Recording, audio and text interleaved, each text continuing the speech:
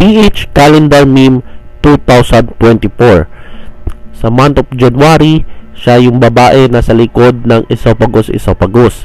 Viral ang kanyang video dahil dinescribe niyang the word esophagus sa pamamagitan ng tula. February, hindi ko alam kung anong context ito, paki-comment na lang, no?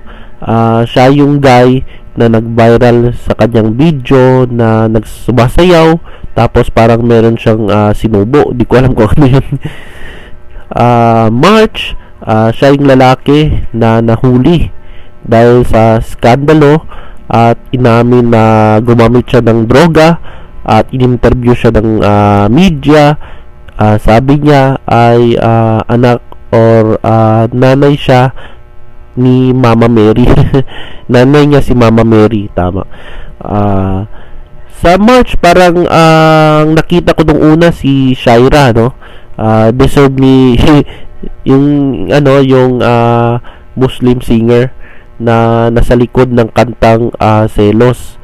Pero mas controversial itong lalaki niyan, kaya nilagay siya dyan sa calendar meme 2024. Sa month of April, kilala naman niyo yan, no? Si Diwata, siya yung nagtitinda, may-ari ng kanyang famous Pares Overload. Sa month of May, siya si Alice Go, dating mayor ng Bamban Tarlac. Naging controversial siya dahil sa allege na may pogo hub siya dyan sa kanyang bayan at questionable na kanyang pagkatao, kaya binakbakan siya ni Senadora Risa Hontiveros at Senador Win Gatchalian dyan sa Senate. Sa month of June, siya si Boy Dila, no? Nung kasagsagan ng Wata-Wata Festival dyan sa San Juan ay binuhusan niya, no? Halos yung mga motorista dyan sa San Juan, kahit ayaw nila, no, nabuhusan sila, binuhusan pa rin niya. Yan yung mga delivery rider, no, dyan sa lungsod ng San Juan, kaya nag-viral at binash lalo itong si Boy Dila.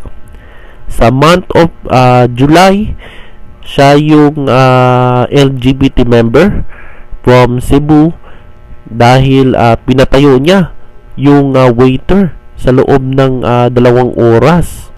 At dahil itong waiter, sinabihan siya na sir instead of ma'am, pero para sa akin hindi niya deserve na tawagin siyang sir, ma'am. Month of August, siya yung nasa likod ng sa kanyang post na Japan lang ang malakas.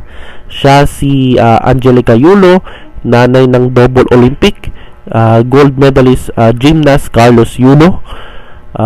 Dahil bakit controversial siya sa month na yan? Dahil meron siyang post na merong sama ng loob sa kanyang anak na si Carlos, dahil itong si Carlos, inakusahan siya na nagnakaw ng pera sa bangko.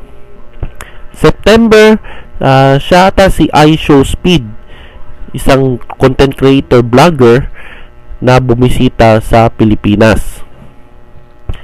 October, siya ata yung babae na si Jen Barangan, no? Tama ba yun? Jen Barangan. Nung concert kasi ni Olivia Rodrigo dyan sa Philippine Arena ay umiksena, no? Itong si Jen Barangan. November, siya yung babae na nag-viral dahil hinarangan niya yung parking lot sa isang sementeryo. Hindi ako updated dyan, kaya paki-comment na lang kung ano yung whole context nito, kung ano yung nangyari dyan, no? At ang kukumpleto para sa PH Calendar Meme of 2024. So unang quarter pa lang, no, ng December ay matunog-tunog na itong si Maris Racal at Anthony Jennings, or mas kilala sa tawag na Maton Love Team. Unay natin, si Maris Racal ay kakahiwalay lang sa kanyang boyfriend na singer na si Rico Blanco.